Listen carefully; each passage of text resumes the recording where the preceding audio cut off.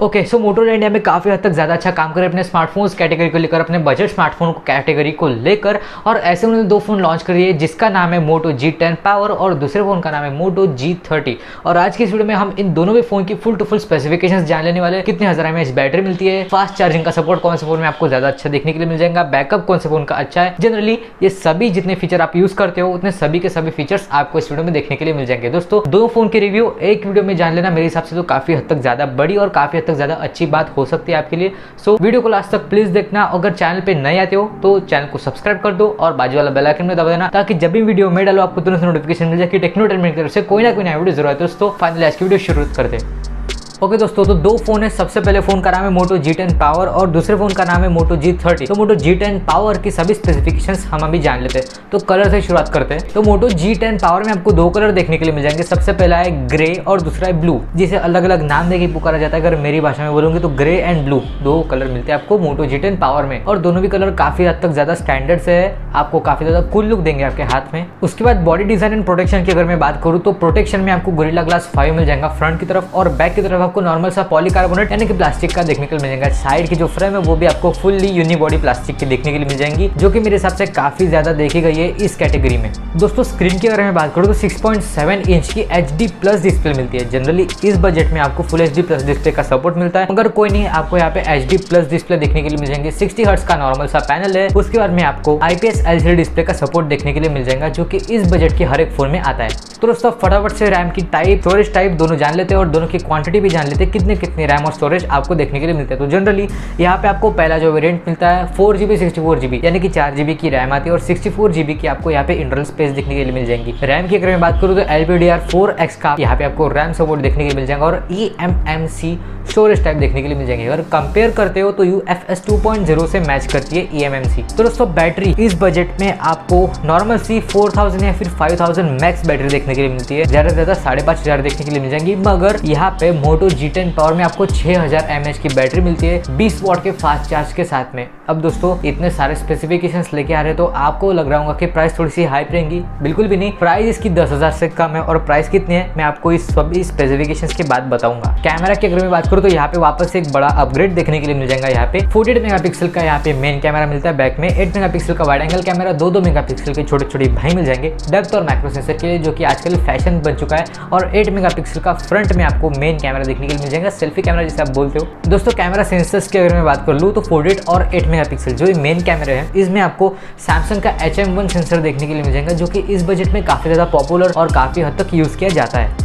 So finally operating system and user interface की अगर मैं बात करूँ तो ऑपरेटिंग सिस्टम आपको यहाँ पे एंड्रॉइड 11 Go देखने के लिए मिल जाएगा। मतलब स्टॉक एंड्रॉइड एक्सपीरियंस आपको यहाँ पे मिलता है, जो कि मेरे हिसाब से काफ़ी हद तक यूनिक सी चीज़ है। इस बजट में एक एक्सपेरिमेंट सा कर रखा है और आपके फ़ोन में थोड़ा सा भी ब्लोटवेयर नहीं आएगा, थोड़ा सा भी वायरस नहीं आएगा पहले से।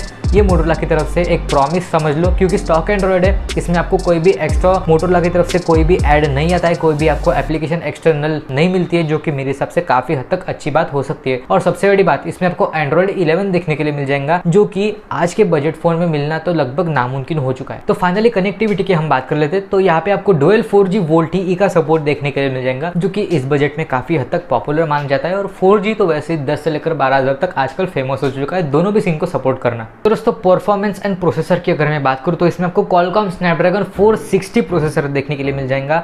और परफॉर्मेंस आपको कॉल ऑफ ड्यूटी आप हाई सेटिंग पर खेल सकते हो 460 पे, जो कि मेरे हिसाब से काफी हद तक अच्छा हो सकता है। जनरली जो 460 प्रोसेसर है वो 10nm चिप बेस्ड प्रोसेसर है, यानी कि 600 सीरीज से काफ़ी ज़्यादा नज़दीक है 460 प्रोसेसर, और काफ़ी हद तक अच्छा आपको परफॉर्मेंस दे सकता है। और सबसे बड़ा इसका जो फीचर है वो मुझे काफ़ी हद तक अच्छा इंप्रेसिव लगा है, जो कि IPX52 सर्टिफिकेशन। यहाँ पे फ़ोन को गीला करते हो या फिर सैनिटाइजर मारते हो फ़ोन पे, फिर भी आपको कोई प्रॉब्लम देखने के लिए नहीं मिलेंगी। ये मोटोरोला की तरफ से क्लेमेशन है IP51 सर्टिफिकेशन का। दोस्तों, किसी भी फ़ोन के लिए होती है सबसे बड़ी चीज़ उसकी प्राइस। यस दोस्तों, इस फ़ोन की अगर मैं प्राइस की बात करूँ तो 9,999 यानी कि 9,999 लगभग 10,000 का ये फ़ोन आपको देखने के लिए मिल जाएगा। और अगर आप ढूंढ रहे हो एक बजट फ़ोन, 4G फ़ोन ढूंढ रहे हो बजट फ़ोन, तो ये फ़ोन आप ज़रूर प्रीफर कर सकते हैं। 9,999 में इसका आपको 4GB और 64GB वाला वेरिएंट देखने के लिए मिल जाएगा। और बाकी के वेरिएंट की जो प्राइस है, जो 4GB 128GB या फिर 6GB 128GB वाला वेरिएंट है, उसकी प्राइस रेंज अभी निकलने की है। 4GB और 64GB वाला आप परचेस कर सकते हो जैसे ये फ़ोन लॉन्च होता है।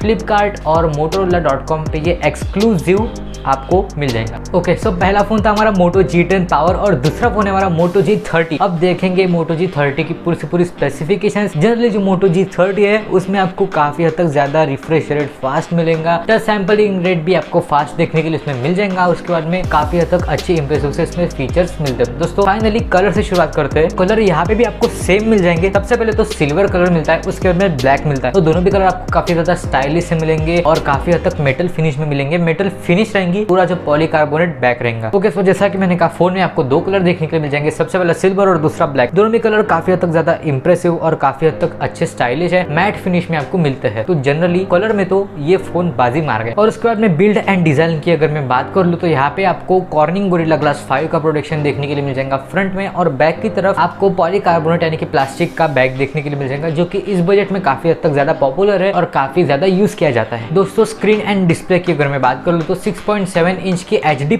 IPS LCD डिस्प्ले देखने के लिए मिल जाएगा, जो 90 हर्ट्ज को सपोर्ट करता है। मेरे हिसाब से इस बजट में 90 हर्ट्ज मिलना तो लगभग मुश्किल था, नामुमकिन नहीं कह सकते मगर मुश्किल था। मगर मोटोरोला की तरफ से एक फोन आ रहा है जिसमें आपको 90 हर्ट्ज का रिफ्रेश पैनल देखने के लिए मिल जाएगा। दोस्तों फाइनली हम बात कर लेते हैं स्टोरेज एंड रैम टाइप की। तो यहाँ पे आपको 4GB की बड़ी रैम देखने के लिए मिल जाएंगे जो DDR4 को सपोर्ट करती है। उसके बाद में 64GB की यहाँ पे आपको इंटरनल स्टोरेज देखने के लिए मिल जाएंगी, जो eMMC टाइप मिलती है। अगर आप कंपेयर करते हो तो UFS 2.0 से ये मैच करती है, जो कि मेरे हिसाब से काफी डिसेंट परफॉर्मेंस इस प्राइस रेंज में दे सकती है। तो दोस्तों Moto G10 पावर की जैसे इसमें आपको IP52 का सर्टिफिकेशन देखने के लिए मिल जाएगा, डस्ट एंड वाटर रेजिस्टेंस आपको ये मोबाइल देखने के लिए मिल जाएगा। उसके बाद में one of the biggest highlight, इसमें आपको 5000 mAh की बैटरी मिलती है और उसके बाद में 20 वॉट का फास्ट चार्ज मिलता है, जो कि इस बजट में मिलना लगभग नामुमकिन है, मगर यहाँ पे आपको मिलता है तो मिलता है। दोस्तों फटाफट से अगर मैं कैमरा की बात करूँ तो 64 मेगापिक्सल का आपको बैक में रियर कैमरा मिल जाएगा। उसके बाद में 8 मेगापिक्सल का अल्ट्रा वाइड कैमरा मिल जाएगा।